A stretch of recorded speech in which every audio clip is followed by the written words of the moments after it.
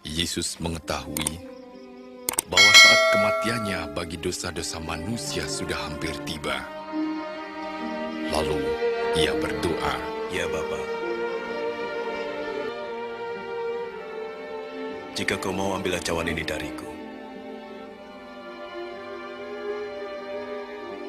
tapi jangan kehendakku melainkan kehendakmu yang jadi. Perkenalkan, nama saya Inge Karisma, biasa dipanggil Inge. Nah, di sini ini ada namanya Hana Inge Karisma. Kenapa? Hana itu nama baptis. Jadi karena aku suka dan pada waktu itu it's to be honor ya, sangat kebanggaan, satu kehormatan sendiri gitu loh, dikasih nama yang baru dengan hidup yang baru itu sungguh puji Tuhan, sungguh senangnya tuh nggak bisa terkatakan. Jadi kayak di mana aku tulis namanya Hana Inge Karisma gitu. Tapi biasa dipanggil Inge. Oke, umur saya sekarang mungkin aku pakai bahasa aku aja ya karena ya masih muda jadi udah terbiasa ngomong zaman now ya bahasanya. Aku ingat itu tadi umur aku sekarang 26 tahun tepat di akhir bulan ini dan seperti yang teman-teman tahu bahwa aku berasal dari notabene keluarga muslim ya. Jadi mama, bapak, dan juga kakakku masih muslim sampai hari ini. Oke, first of all tuh aku mau cerita pada mulanya ketika Tuhan menampakkan dirinya itu sama sekali memang bukan apa ya, bukan satu kesengajaan pastinya ya. Karena ya seperti yang teman-teman tahu bahwa aku berasal dari keluarga muslim, dari kecil tuh udah muslim dan ini sama sekali nggak menyindir keluargaku atau siapapun mungkin nanti kalau semisal bapakku sendiri nonton itu ya. Jadi emang ini apa adanya karena dari dulu sejak kecil itu bisa dikatakan tuh aku sendiri yang paling rajin kayak sholat itu paling rajin, puasa paling rajin, paling-paling kayak mama itu sekali 2 kali aja nemenin sahur kayak gitu. Tapi ngaji kayak gitu aku satu rumah itu yang paling rajin gitu. Dan singkat cerita pada waktu itu ketika SMA, masuk sekolah SMA, jujur dari kerinduan aku sendiri karena kan aku notabene dari keluarga yang pas-pasan gitu, bukannya kurang mampu, tapi sebenarnya ya ada aja setiap hari yang kita makan itu cukup gitu. Cuma kalau dibandingkan dengan teman-teman, tetangga, orang lain itu ya kurang mampu gitu. Dan pada waktu itu aku pengen masuk sekolah SMA itu sekolah SMA negeri gitu. Karena kan kalau di kampung kan dulu negeri itu udah kayak terjamin banget ya pendidikannya tuh terjamin banget gitu. Dan I think karena memang notabene dari keluarga kurang mampu, dari kecil aku sendiri juga udah kayak yang kerja gitu, dalam arti kerja ya bantu kedua orang tua gitu. Kalau teman-teman yang lain itu main gitu, habis pulang sekolah main, kalau aku enggak, teman-teman udah. Jadi dulu itu kalau pulang sekolah itu langsung habis makan bantu-bantu gitu, karena mama kan jualan gitu kan, profesinya jualan gitu. Jadi kayak motongin wortel, kubis, kayak gitu-gitu sampai sore gitu. Karena beliau berangkat kerjanya itu kan sore gitu. Nah, buat teman-teman yang belum tahu kenapa ya bahasannya medok banget gitu, mungkin karena aku berasal dari Blitar teman-teman ya. Jadi tadi lupa pas introduce myself. Aku berasal dari Blitar, jadi mama yang asli Blitar, bapak aku asli Jakarta. Jadi karena dari kecil udah ada di Jawa, akhirnya terbentuklah medok ini gitu. Terus balik ke cerita tadi, ya karena udah dilatih ya untuk kerja, dilatih untuk disiplin sih kalau yang aku tangkap itu gitu. Sampai akhirnya ya ada satu kerinduan untuk bisa bantu orang tua satu saat. Pastinya setiap anak-anak gitu ya. Begitu juga dengan aku, pengen bantu orang tua gitu. Jadinya ya pengen sekolah yang terjamin, sekolah yang yang bisa bawa aku tuh lebih sukses gitu kan, mikirnya dapat kerjaan yang bagus kayak gitu. Akhirnya pengenlah pada waktu itu SMA tuh di sekolah negeri gitu, tapi ya Tuhan berkata lain gitu, dalam arti memang rancanganku bukan rancanganmu kata Tuhan kan, gitu. Jadi pada waktu itu, ada bude di dekat rumah itu merekomendasikan, karena bude aku kan ini, guru guru guru SMP gitu. Nah kebetulan, kepala sekolah SMA aku ini tuh temennya bude aku gitu. Jadi direkomendasikanlah ke mama pada waktu itu untuk aku sekolah di situ. Nah sekolahan itu apa? Sekolahan itu tuh namanya Yayasan Kristen Dian Sakti gitu. Namanya Yayasan Kristen Dian Sakti. Jadi sekolah swasta dan itu pun pada waktu itu aku tuh baru angkatan kedua gitu. Jadi masih baru banget sekolahan itu gitu. Dan ya dipandang sebelah mata di antara sekolah-sekolah yang lain, gitu juga teman-teman aku gitu. Bahkan aku sendiri yang rumahnya nggak jauh dari sekolahan itu tuh sebenarnya nggak tahu kalau ada sekolahan itu, ada yayasan itu gitu. Karena kan baru itu tadi ya.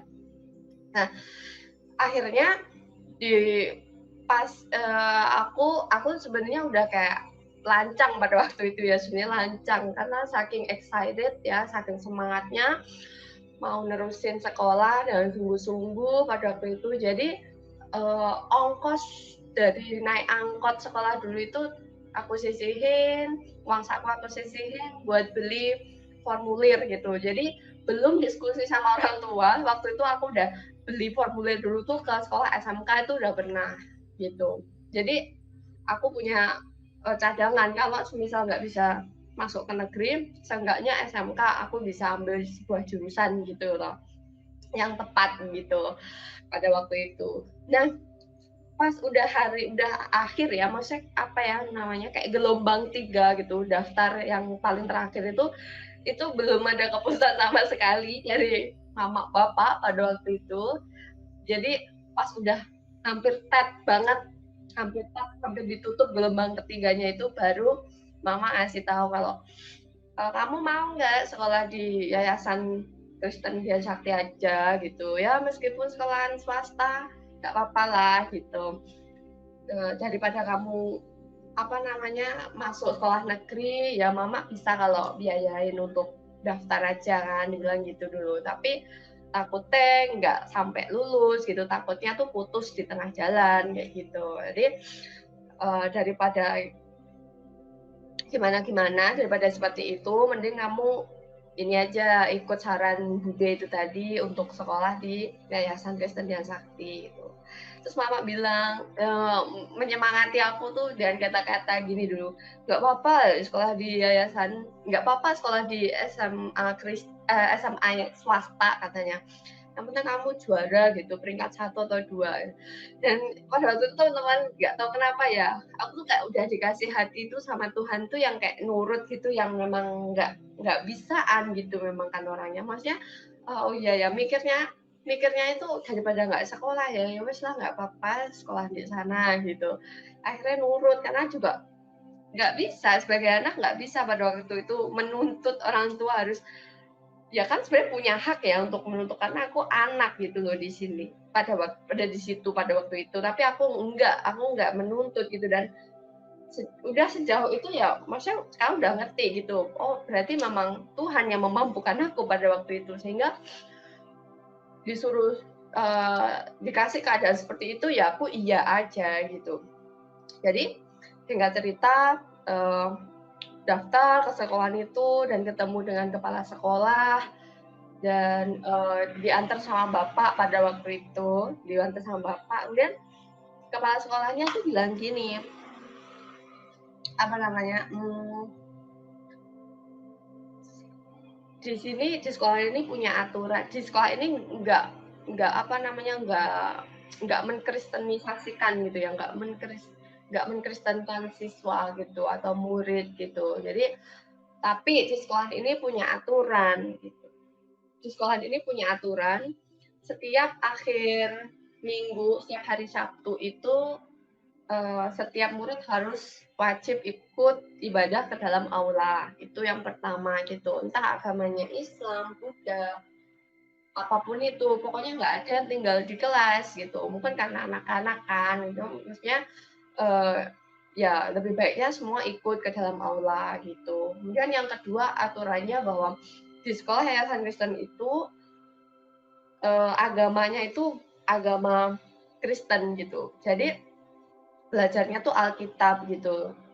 Sehingga kayak orang-orang yang non-Kristen, anak-anak yang non-Kristen itu belajar Bible itu sebenarnya cuma untuk get nilai rapot aja kayak gitu. Dan pada waktu itu bapak aku setuju gitu. Aku juga iya setuju-setuju aja pada waktu itu. Singkat cerita itu udah kelas 1, itu udah terbiasa ikut ibadah di dalam aula itu ya kalau bahasa aku ya elok-elok bawang gitu teman-teman ya. Elok-elok bawang aja gitu. Pokoknya melu wae ikut-ikutan pada waktu itu gitu. Dan jujur aja pada waktu itu ketika guru-guru atau guru Bible khotbah gitu ya, terus teman-teman nyanyi gitu, puji-pujian, padahal itu ya nggak ngerti sama sekali gitu, bener-bener ya orang yang masih buta, orang yang masih orang yang masih kayak apa tuli, orang yang masih bener-bener ya nggak ngerti gitu loh, sama sekali nggak ngerti gitu. Jadi mereka ngapain itu nggak ngerti gitu, cuma ikut-ikutan aja gitu.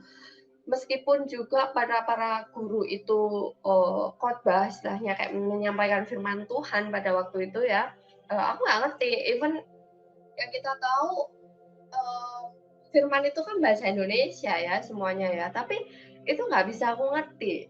Aku nggak bisa ngerti pada waktu itu. Jadi tetap ikut-ikut aja sampai ada satu kelas Bible pada waktu itu, guru Bible tuh nanya gini, kepada semua murid maksudnya di dalam kelas itu satu persatu, kamu percaya nggak bahwa Yesus adalah satu-satunya juru selamat di dunia ini? Guru Bibleku nanya gitu dulu satu persatu. Of course teman-temanku yang Kristen itu kan bilang iya kan, iya saya percaya gitu. Dan jatuhnya pas di aku pada waktu itu aku bilang enggak gitu. Itu masih keras hati banget, keras kepala banget karena semenjak pokoknya pas masuk ke sekolahan itu aku sebenarnya udah nazar.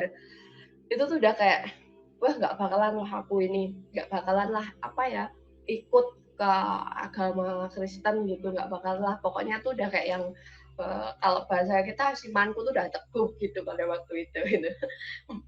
Terus aku jawab enggak, saya nggak percaya gitu pada waktu itu. Kenapa ditanya gitu? Iya, karena Allahku tidak beranak dan tidak diperanakkan gitu dulu. Ambil dari surat Al-Ikhlas kan. Songong banget. Terus guru Bible aku bilang gini, loh iya emang benar. Allah itu nggak beranak dan tidak diperanakkan gitu. Tuhan kita juga, Tuhan Yesus juga nggak beranak dan tidak diperanakkan gitu. Terus waktu itu nggak bisa debat kan karena memang pengetahuanku sekadar Islam pada waktu itu ya sebatas itu karena juga I was very young gitu, aku masih sangat muda sekali dan dulu kalau ngaji juga enggak yang sedalam itu gitu, enggak sedalam ngerti isi Al-Quran kayak begitu tuh enggak gitu. Jadi ya guru Bible tuh bilang gitu kan sampai akhirnya perdebatan selesai karena aku nggak bisa membuktikan gitu bahwa argumenku itu tuh tepat gitu dan ada buktinya gitu. Maksudnya kayak kalau di Al-Quran tuh ayat mana gitu, tapi aku nggak bisa membuktikan pada waktu itu gitu. Sedangkan guru Bible aku ada bisa gitu loh. Dan ini justru diajarin, justru dikasih tahu gitu bahwa Tuhan Yesus itu nggak beranakkan sama gitu. Kalau statement aku pada waktu itu sebagai orang Muslim berkata seperti itu sama gitu, Tuhan Yesus nggak beranak gitu, Tuhan Yesus kan diwahyukan gitu loh. Jadi meskipun dia tuh hanya melewati kandungan Maria aja kan, cuma apa ya sebagai perantara aja gitu loh. Karena Maria sendiri nggak bersetubuh dengan Yusuf gitu loh pada waktu itu kan. Oke, singkat cerita kita balik lagi ke aku waktu itu udah kelas 2 SMA, kelas 2 SMA itu mau kenaikan kelas. Nah di situ hari itu aku masih inget banget, pokoknya sampai hari ini tuh nggak pernah hilang gitu. Maksudnya cerita itu tuh nggak membekas tapi tetap di hati, gitu. Jadi hari itu adalah hari di mana Tuhan nyatakan dirinya gitu. Caranya gimana?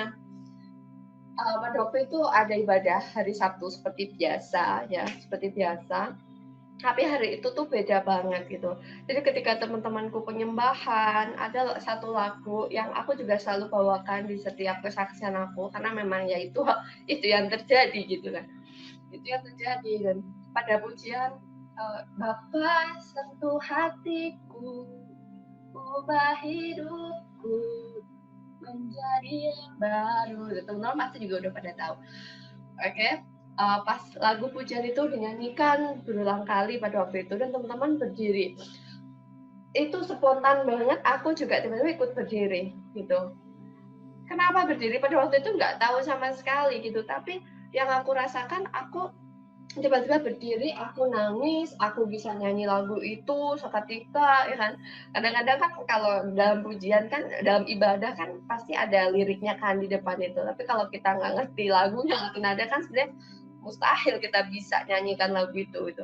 Tapi pada waktu itu cuma sekali lihat aja lirik itu tuh udah bisa gitu, mengikuti gitu, bisa nyanyiin lagu itu. Habis itu aku angkat tangan, itu benar-benar dibuat Tuhan angkat tangan pada waktu itu dan aku nangis sejadi-jadinya, nangis sehebat mungkin karena aku nggak pernah merasakan kasih. Sebenarnya waktu itu aku merasakan kasih yang sehebat itu, kasih yang sedamai itu gitu. Jadi aku angkat tangan, apa yang aku rasakan adalah aku adalah manusia yang sangat berdosa pada waktu itu. Itu kelas 2 SMA. Kelas 2 SMA dan aku merasakan dosa yang sangat begitu besar, yang sangat buat aku sakit hati banget pada waktu itu. Padahal apa sih anak SMA pada waktu itu ya, anak seumur 17-18 tahun pada waktu itu tuh berdosa apa gitu kalau dipikir aku pada waktu itu. Aku nggak berdosa apa-apa gitu. Maksudnya dalam arti apa yang aku lakukan itu paling sebatas yang nyuri uangnya nenek dulu kalau nemenin tidur bareng kan. Dompetnya taruh di bawah bantal gitu, tangannya grepe-grepe gini, 2.000 udah seneng. Itu aja sebenarnya gitu kalau dibilang aku berdosa, tapi pada waktu aku merasakan aku sangat berdosa, aku benar-benar sakit hati dan aku baru tahu gitu sejauh perjalanan ikut Tuhan tuh juga baru tahu pada waktu itu ternyata apa yang aku rasakan itu ya apa yang Tuhan rasakan gitu. Maksudnya Dia ingin mengasihi aku sedemikian rupa. Aku nangis sejadi-jadinya sampai akhirnya selesai ibadah kami anak-anak balik ke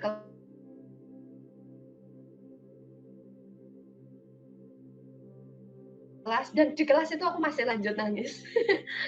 Bersandar di tembok gitu, terus sambil nangis terus dikerubungi sama teman-temanku yang Kristen kan, ditanyain, "Oh, kamu kenapa?" "Iya, Tuhan Yesus mau nggak ya ngampuni dosa-dosa aku?" Itu pada waktu itu.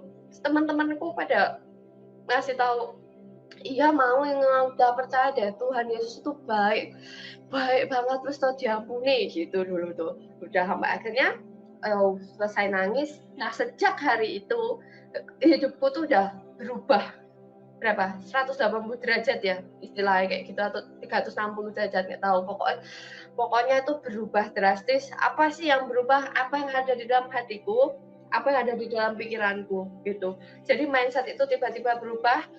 Aku tuh nggak mikir sama sekali mau sholat lagi itu sama sekali enggak. Tapi satu hal yang ada di hatiku, aku mau tahu siapa sih Yesus itu, siapa sih dia gitu loh. Sampai buat aku tuh haus banget gitu, buat hati aku haus banget pada waktu itu. Sampai akhirnya start imanku dari situ, hari itu memutuskan untuk benar-benar percaya bahwa Yesus itu hidup, bahwa Tuhan itu ada gitu. Maksudnya Tuhan Yesus itu ada gitu. Maksudnya hidup gitu, nyata gitu loh apa yang aku rasakan, nggak hanya sekedar kayak dulu ketika aku sholat, aku jujur aja, maksudnya ini nggak sama sekali nggak apa namanya ini kan pengalaman pribadi ya teman-teman, jadi nggak bermaksud untuk menjatuhkan siapapun di sini, tapi aku hanya menyampaikan, mengekspresikan apa yang kurasakan pada saat itu. This is my spiritual journey gitu maksudnya aku. Oke, jadi pada waktu itu ya, ketika aku sholat aku nggak merasakan apa-apa gitu. Aku sholat gitu, maksudnya aku seolah-olah ya memposisikan diriku untuk menyembah Tuhan, tapi kenyataannya pada waktu itu ya aku nggak tahu aku menyembah Tuhan siapa, aku nggak tahu aku menyembah siapa gitu. Dan ketika aku sholat serajin mungkin, tapi hati aku tuh tetap merasa kosong gitu pada waktu itu gitu. Jadi ya apa yang aku pertahankan ya ketika Roh Kudus jamah itu tadi, akhirnya yang aku pikirkan, aku mau kenal Yesus, aku mau tahu dia, caranya gimana ya? Caranya harus lewat sebuah gereja gitu. Jadinya aku memperjuangkan waktuku, keadaanku pada waktu itu untuk pergi ke gereja gitu, ya. Gitu. Jadi sebenarnya waktu itu bohong gitu, kayak bohong kan ke mama, ke bapak gitu, karena belum berani untuk speak up, belum berani untuk ngomong gitu, karena pada waktu itu masih SMA gitu, masih sekolah, masih bergantung sama orang tua kan pada waktu itu. Jadi izin kelompok kayak gitu setiap hari Sabtu, tapi nanti bilangnya ini hujan, alasannya gitu, misal hujan gitu, atau temanku belum bisa ngantar, bisanya besok minggu siang gitu baru bisa ngantar gitu. Padahal enggak, padahal supaya minggu paginya aku bisa ikut ke gereja dia gitu, ke gereja temanku gitu. Cuma ya lambat laun ternyata bapak itu peka, bapak ngerti, orang tua ngerti, dan ya nggak akan selama-lamanya sih sebenarnya bisa memendam itu gitu, karena rupanya waktu Tuhan ya terus berjalan gitu, seiring berjalannya waktu sampai akhirnya orang tua dan ya pastinya nggak setuju pada waktu itu, nggak setuju, marah, yang kecewa banget, sampai yang udah kayak bapak yang paling kecewa pada waktu itu ya.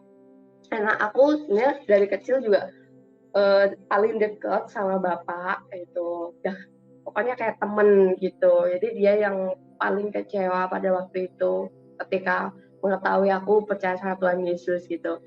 Ini contoh kecil, ada satu kejadian lucu pas mau makan,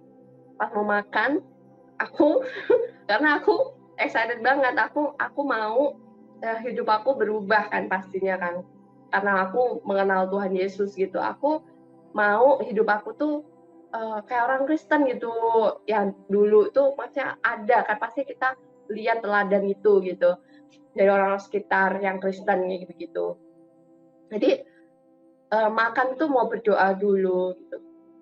Makan tuh mau berdoa itu yang berdoa yang benar-benar ya Tuhan terima kasih kayak begitu. Dan pada waktu itu masih polos, jadi berdoa kan sebenarnya nggak selalu harus diungkapkan gitu, tapi dalam hati karena Tuhan lihat hati gitu. Tapi pada waktu itu kan masih excited banget, jadi berdoa itu yang keras gitu dan benar-benar nyebut nama Tuhan Yesus gitu. Nah, habis itu bapak itu pas lewat di sebelah, terus orangnya dengar terus dilihat, langsung dibentak, ngapain kamu gitu pada waktu itu, ngapain kamu doa kayak gitu, langsung kaget loh, terus balik marah dulu.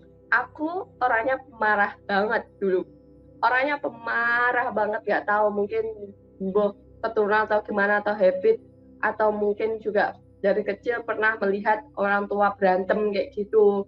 Terus kayak mama kan ini biasa kan, ibu kadang-kadang kayak gitu, tapi sebenarnya nggak boleh ya gitu. Jadi kebawa lah itu, marah gitu, ganti marahin bapak gitu, apa gitu, orang makan mau berdoa kok salah gitu dulu itu. Jadi ngelawan kayak gitu. Terus sampai akhirnya juga singkat cerita, pas benar-benar tahu waktu itu, benar-benar ketawanya ketika aku ada crash sama kakak. Jadi aku punya kakak kandung itu cewek, udah menikah, udah berkeluarga ya. Biasalah perseteruan dengan saudara pada waktu itu. Sampai akhirnya marah-marahan itu udah nggak betah banget di rumah pada waktu itu karena banyak kepahitan, kayak gitu aja sih singkat ceritanya.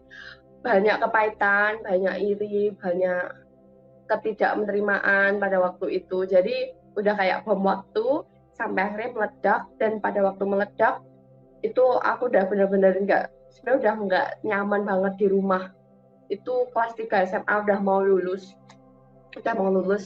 dan aku udah packing semua gitu, udah berencana sebenarnya, tapi belum bilang ke mama bapak gitu kalau mau minggat istilahnya gitu, mau minggat dari rumah karena harus nggak betah di rumah ya, karena atmosfernya tuh nggak enak sama sekali dulu. Terus pas ke kamar disusulin sama bapak pada waktu itu, dan beliau ngelihat ada Alkitab di meja belajar. Jadi di apa namanya, alasannya tuh dikira tuh karena kan aku melawan ya, tadi aku marah, aku berantem sama kakakku kan. Jadi kalau dari sudut pandang orang tua kan aku nggak sopan gitu loh. Jadi maunya bapak aku tuh tetap menghormati mama, tetap menghormati kakakku kayak gitu. Tapi kan pada waktu itu ya I was very young gitu. Jadi benar-benar ya itulah proses pada waktu itu gitu. Jadi orangnya ngelihat ada Alkitab itu, terus dibilang gini, kamu pasti gara-gara ini kan gitu, gara-gara Alkitab ini gitu. Langsung Alkitabnya diambil pada waktu itu, terus kamu tahu nggak gitu apa yang dinamakan iman gitu dulu bapak bilang. Terus aku jawab, aku nggak jawab, maaf, aku jawab. Jadi bapak, kamu tahu nggak apa yang dinamakan iman itu? Iman itu yaitu apa yang kamu percaya gitu. Nah ya bener sih dalam hati kan. Nah ya bener, memang benar, ini iman apa yang kamu percaya kan gitu. Tapi nggak jawab dulu karena orangnya marah banget sampai kata-kata yang buruk itu keluar gitu, kayak air susu dibahas air tuba gitu, terus telur busuk gitu dulu, kata-kata jelek itu keluar kan dulu karena orangnya kan kecewa gitu. Jadi pada waktu itu sakit hati, pada waktu itu nangis banget gitu, sampai akhirnya Alkitab itu diambil terus dibawa ke dapur. Oh enggak, maaf, diinjak-injak dulu terus dibawa ke dapur, dibakar Alkitab itu. Pada waktu itu aku nangis hebat luar biasa karena merasakan broken heart gitu ya, merasakan lihat Alkitab itu, kayak aku udah kayak mengasihi Alkitab banget pada waktu itu ya, karena masih haus-hausnya gitu. Jadi sakit hati banget melihat Alkitab dibakar gitu. Udah apa namanya, pas orangnya balik ya masih marah-marah gitu, sampai akhirnya ya wes kalau kamu mau keluar dari rumah ini keluar gitu dulu. Jadi udah beneran mau diusir, pada waktu itu udah dilepas gitu aja aku pada waktu itu. Sampai bapak bilang, aku nggak punya anak, anakku cuma satu gitu, namamu tak hapus dari kartu keluarga gitu pada waktu itu. Terus ya akhirnya cuma diem-dieman, terus kakak juga yang paling marah pada waktu itu, sampai puas kamu, puas nyakitin hati orang tuaku gitu. Wah itu dulu itu kacau balau, drama mama banget itu dulu. Sampai akhirnya udah mau keluar dari rumah beneran, terus sama mama pada waktu itu ditutup pintunya. Terus aku cuma pamit, mak nggak apa-apa gitu, aku tak pergi aja dari rumah gitu dulu kan. Nanti suatu saat kalau aku sukses, orang pertama kali yang aku ingat itu mama gitu, bilang gitu. Terus mama cuma nangis gitu, pandangan kosong banget pada waktu itu, dan cuma bilang, kenapa kamu kalau mau pergi nggak dari dulu gitu, perumpamaan padahal nggak boleh pergi kan.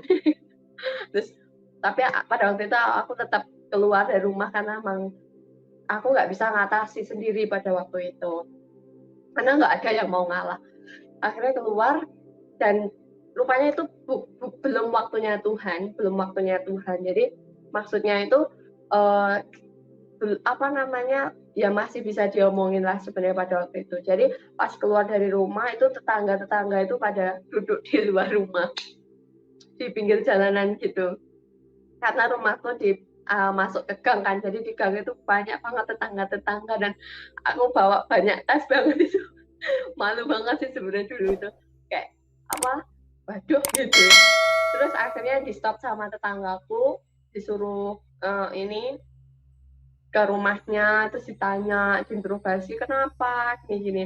Terus nggak lama, pada waktu itu bapak turun, maksudnya bapak keluar bawa motor, pada waktu itu ternyata, ngundang guru bebel sekolah aku itu, gitu, ke rumah.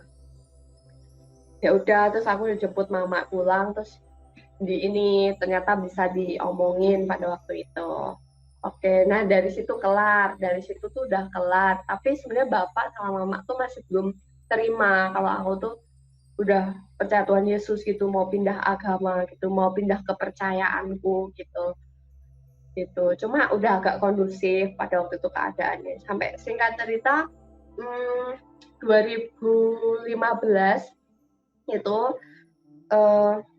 ya itu sih maksudnya konflik demi konflik gitu. Tapi apa ya, dari konflik demi konflik itu tuh sebenarnya ya Tuhan adakan gesekan-gesekan itu, beda pendapat itu tuh sebenarnya untuk uh, untuk menyatukan kita sih sebenarnya gitu. Jadi dari masalah itu loh gitu. Tapi karena dulu kan aku masih sangat muda banget, jadi belum bisa mengatasi masalah, belum bisa mengatasi keadaan gitu. Akhirnya ya yang terjadi lari dari masalah gitu. Sampai ya itu tadi di 2015 pas jadi dulu aku udah pernah jadi TKW ke Hong Kong. Oh my God. Umur 19 tahun gitu. Jadi dituain ke 21 itu dulu tuh salah banget. Itu salah ya. Tidak diperbolehkan gitu. Jadi dulu dan puji Tuhan, Tuhan itu tahu banget gitu. Maksudnya memang bukan jalan, memang nggak diizinkan pada waktu itu. Jadi 2 bulan selama di penampungan itu kesidak dan tahu kalau umurku tuh masih kecil gitu pada waktu itu dengan para ini yang lain gitu, calon TKW yang lain gitu. Akhirnya dipulangkan.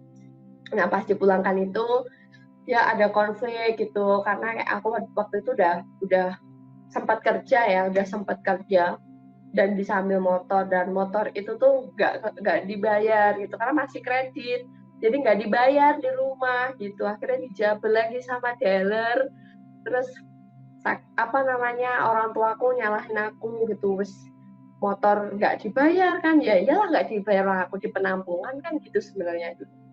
Motor nggak dibayar, motor akhirnya dijabel lagi ke dealer, terus nggak jadi ke TKW gitu. Oke, fine, mungkin juga karena tetangga-tetangga udah pada tahu gitu, mungkin malu orang tuaku gitu. Jadi, oh ya wes nggak apa, tapi udah pada waktu itu ya sempat sakit hati juga gitu karena ya aku sebagai anak, aku yang mau apa kan sebenarnya kan keputusannya ada di aku gitu. Aku mau melakukan apa gitu. Jadi itu sempat crash lagi sama mama pada waktu akhirnya aku pamit, aku kerja di Bali. Nah sama di Bali itu 2015 di Bali, dan pertama kali ke gereja, gerejaku sampai sekarang itu memang di situ di KRC, namanya GBI Rock ya, GBI Rock yang di Lembah Pujian, tapi aku di cabangnya, aku yang di Kuta, teman-teman tahu gitu. Jadi singkat cerita 2015 mulai dibaptis di sini, dan setelah dibaptis pun sebenarnya nggak yang langsung penuh kemuliaan biasanya, nggak yang langsung aman, damai, tentram, sejahtera, enggak gitu. Justru ya masih ada aja masalah gitu. Dan ketika udah memutuskan dibaptis pun itu pada waktu itu benar-benar jamahan Tuhan banget, jamahan Roh Kudus lagi gitu. Setelah terakhir merasakan jamahan pas SMA itu, dan yang lagi dia jamah lagi yang pada waktu aku mau dibaptis itu. Pada waktu itu ada KKR gitu. Jadi pendetanya nanya kan, siapa yang mau dibaptis, siapa yang mau menyerahkan diri, menyerahkan hidupnya kepada Tuhan ya 100% gitu. Ayo gitu angkat tangan gitu. Langsung angkat tangan tuh pede banget dulu itu karena udah mau kan, udah haus banget. Nah, akhirnya dibaptis. Nah, kebetulan dibaptis pertama itu gagal karena pendetanya nggak ada. Yang kedua, gagal lagi karena pada waktu itu maaf, aku datang bulan pada waktu itu, jadi nggak jadi. Terus yang ketiga, ini karena aku udah 2 kali gagal mau baptis, saking pengennya, itu aku ngerasa aneh. Akhirnya aku berdoa, aku bilang sama Tuhan, Tuhan kenapa ya kok aneh gitu, mau baptis kok ada halangannya gitu loh. Gitu. Jadi aku tangkap, oh ternyata aku masih kayak Pak dieret-eret gitu, maksudnya pakai rebutan gitu loh sama iblis gitu, antara iblis sama terang gitu kan. Itu aku ternyata di dalam roh seperti itu gitu ya, aku tahu. Sampai akhirnya yang ketiga ini aku bilang gitu, kalau sampai minggu depan ini ya nggak jadi lagi, kalau nggak nih, doa aku ini kalau minggu depan jadi pasti ada sesuatu yang bakalan terjadi. Itu bilang gitu ke Tuhan. Dan ternyata benar, pas setelah pulang baptis, baru pulang banget dari gereja pada waktu itu, dapat kabar dari tetangga-tetangga kos pada waktu itu. Aku kos sama temen pada waktu itu, dan dibilang katanya kakakku yang cewek itu tadi kan sebenarnya dia masih marah sama aku kan sejak kejadian itu, masih marah banget gitu. Dan nggak udah hujan, nggak ada angin, tiba-tiba waktu itu pas hari dimana aku baptis, dia ternyata nyamperin aku ke kos gitu, mau main gitu. Dan dia nggak jadi lagi ini karena dengar dikasih tahu sama tetangga-tetanggaku, katanya iya Inge tadi ke gereja gitu, katanya baptis gitu. Nah dia tahu dari tetangga-tetanggaku, akhirnya nggak jadi lagi dia mau baikin aku itu tadi, nggak jadi mau baikan, nggak jadi mau damai. Akhirnya dia makin marah, dia bilang ke mama bapak lagi kalau aku udah dibaptis bla bla. Ya itu yang terjadi lagi, mereka marah gitu. Ya penolakan itu masih ada gitu. Jadi ya sengsara banget sih pada waktu itu, karena ya orang yang paling dekat, orang terdekat banget yang harusnya mensupport kita ya, yang harusnya saling mendukung, harusnya saling mengasihi, tapi pada waktu itu kami nggak bisa gitu, kami beda percayaan, kami beda jalan kayak gitu. Itu sakit banget sih pada waktu itu, sedih iya gitu, karena ya mereka benar-benar nggak mau dihubungin sama aku gitu, dan itu selama 1 tahun sih pada waktu itu. Puji Tuhan dalam kurun waktu 1 tahun gitu, karena kan ada tuh teman-teman aku yang kesaksian juga yang sampai 5 tahun itu baru dideketin lagi sama keluarganya, baru dipulihkan, itu ada gitu. Aku puji Tuhan banget, ini 1 tahun, sama 1 tahun itu ya berapa ya, udah, tapi sakitnya ya memang luar biasa sih pada waktu itu, karena kayak benar-benar sendiri, alone, gak ada siapa-siapa gitu. Dan sejak ditinggalkan orang-orang terdekat itu ya, aku pikir aku cuma punya Tuhan Yesus gitu. Aku pikir kayak kayak Tuhan tuh benar, kalau Tuhan tuh segalanya, karena dia bisa jadi penasehat, dia bisa jadi penghibur, dia bisa jadi teman, dia bisa jadi apa aja gitu loh ketika kita perlu Tuhan gitu, ketika kita menyertakan Tuhan gitu. Jadi sejak saat itu aku puji Tuhan banget bahwa teguh gitu loh, maksudnya jadi belajar dari situ bahwa semuanya tuh sementara gitu, dan yang nggak akan pernah berlalu, yang nggak akan pernah pergi itu cuma Tuhan, cuma kasih Tuhan gitu. Jadi mungkin karena pengertian itu dan Tuhan tahu hatiku gitu, akhirnya singkat cerita 2016 itu dulu sering sakit juga itu, dulu sering sakit karena merana itu kan, asik, karena galau, karena sering sedih, karena nggak punya siapa-siapa, sering bertabrakan kan sama keinginan hati, tapi pikiran juga pengen deket sama keluarga kita, tapi nggak bisa, tapi hati harus tetap percaya sama Tuhan, tetap condong sama Tuhan, itu nggak enak banget, bentrok gitu. Jadi kayak kalau pas sakit gitu di kos cuma sendiri, belum ada TV pada waktu itu. Cukup lama nggak punya TV, jadi cukup lama, maksudnya kayak sendiri tuh sering merenung, sering kalau sakit cuma ngeliat tembok aja sambil nangis gitu, yang harusnya bisa diperhatikan orang tua gitu kan, dulu itu galau banget gitu. Terus akhirnya 2016 itu nggak tahu itu Tuhan izinkan terjadi. Aku tahu banget Tuhan izinkan terjadi karena I don't expect banget. Aku nggak mengekspektasikan sama sekali pada waktu itu. Jadi pas pulang kerja dapat info dari teman di kampung kalau mama tuh ternyata ada di Bali gitu, di tempatnya kakak gitu katanya. Terus oh ya, itu tuh aku udah lama banget nggak pernah kontak, itu nggak pernah SMS, nggak pernah teleponan tuh ada 1 tahun lebih kalau nggak iya 1 tahunan lebih itu, karena setiap kali aku coba hubungi mereka, ketika mereka tahu itu aku yang telepon, aku yang SMS, langsung diblok, langsung ganti nomor. Begitu terus tuh sampai 1 tahun itu sampai akhirnya itu tadi Tuhan gerakkan hati mama itu ke Bali ini. Akhirnya aku aku memberanikan diri pada waktu itu. Pastinya nggak berani karena takut kan, maksudnya kan terakhir ketemu, terakhir berhubungan kan masih marah pada waktu itu gitu. Jadi memberanikan diri sampai doa sembarang kalir ya, doa pajak, doa bapak kami semua, doa padahal cuma mau ini ketemu mama sendiri pada waktu itu. Akhirnya ketemu, dan ya pertama kali ketemu waktu itu memang masih marah, tapi aku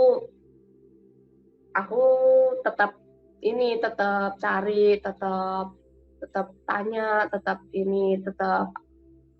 main ke rumah kakak gitu pada waktu itu. Dan ya puji Tuhan, hari demi hari pada waktu itu itulah Tuhan luluhkan hati mama sampai akhirnya mau ngomong, mau ini, terus selang berapa bulan disusul bapak ke Bali. Nah ini juga baru pertama kali ketemu bapak pada waktu itu.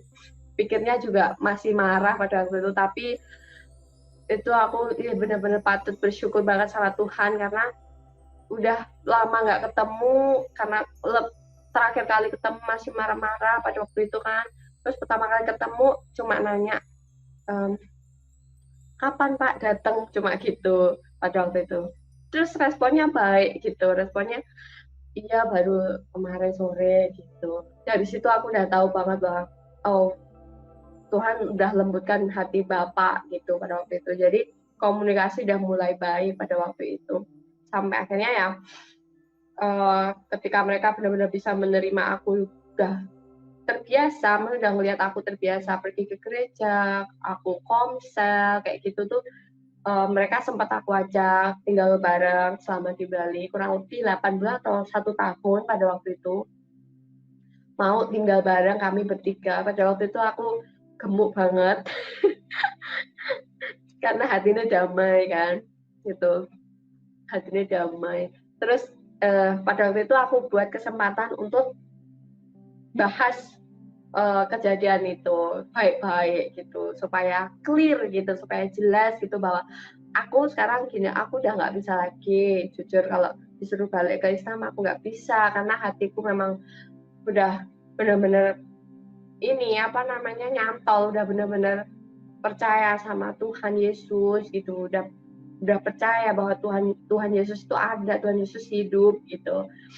Dan ya nggak mudah untuk ngomong pada waktu itu, sempat debat bentar, drama dikit, tapi keesokan harinya puji Tuhan udah bisa saling menerima gitu. Jadi sejak 2016 itu ya mama bapak udah puji Tuhan udah mengizinkan aku gitu, maksudnya udah legowo lah, udah menerima aku ketemu Tuhan, udah menerima aku pindah agama kayak gitu.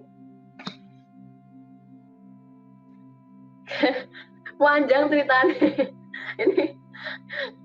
Kalau diiniin apa namanya diceritain sampai habis. Intinya sampai sekarang satu hal yang aku lihat perubahan yang aku benar-benar rasakan itu tadi aku bilang bahwa dulu aku orangnya pemarah banget karena mungkin habit atau kebiasaan atau terbiasa dari cara orang tua aku mendidik aku seperti itu gitu. Itu yang apa namanya benar-benar terlihat perubahan itu yang aku bisa rasakan, dan itu melalui firman. Kenapa? Karena seringkali ketika aku ngerasa kayak Nora masa gini aja nggak tahu sih gitu. Yang benar tuh gini loh gitu. Tapi caranya salah. Ketika kita mengungkapkan cara yang salah, orang tuh nggak bisa menerima, teman-teman gitu loh. Karena Tuhan, aku nemu ayat yang bilang gini ya Pak. Apa namanya? Gimana? Lupa aku di apa ya. Intinya sebenar apapun kamu, kalau kamu menyatakannya dengan marah ya itu nggak diterima sama Tuhan gitu. Lalu Tuhannya nggak terima, apalagi orang lain bisa menerima kita gitu kan. Jadi wah ampun ya elah, berarti salah ya sama ini gitu. Wes marah-marah sok bener gitu. Meskipun itu bener memang, tapi tetap aja salah gitu. Itu yang berubah gitu. Yang kedua, belajar soal masalah, bahwa masalah itu akan selalu ada. Sampai hari ini juga masih tetap ada masalah gitu. Tapi apa ya namanya, maksudnya bisa gitu loh, lebih peka gitu, lebih bisa mengatasi masa itu gitu. Karena aku nggak mengatasinya sendiri gitu, dan Tuhan bilang pencobaan yang kamu alami itu kan cuma pencobaan biasa, artinya nggak usah lebay gitu kalau ada masalah tuh seolah kayak menderita sendiri gitu. Enggak, semua orang menanggung beban yang sama kata Tuhan. Jadi tergantung kita mau percaya sama Tuhan, mau mengandalkan Tuhan apa enggak, itu ya balik ke diri kita masing-masing.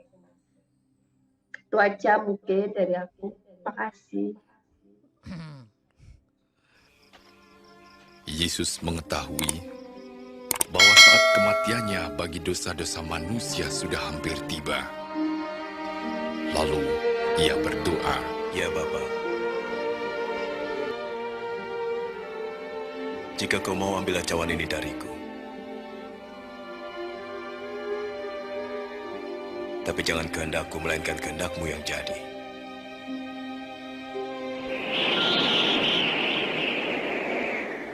ada malaikat dari surga memberikan kekuatan pada Yesus, karena begitu berat beban yang ditanggungnya, sehingga peluhnya menetes.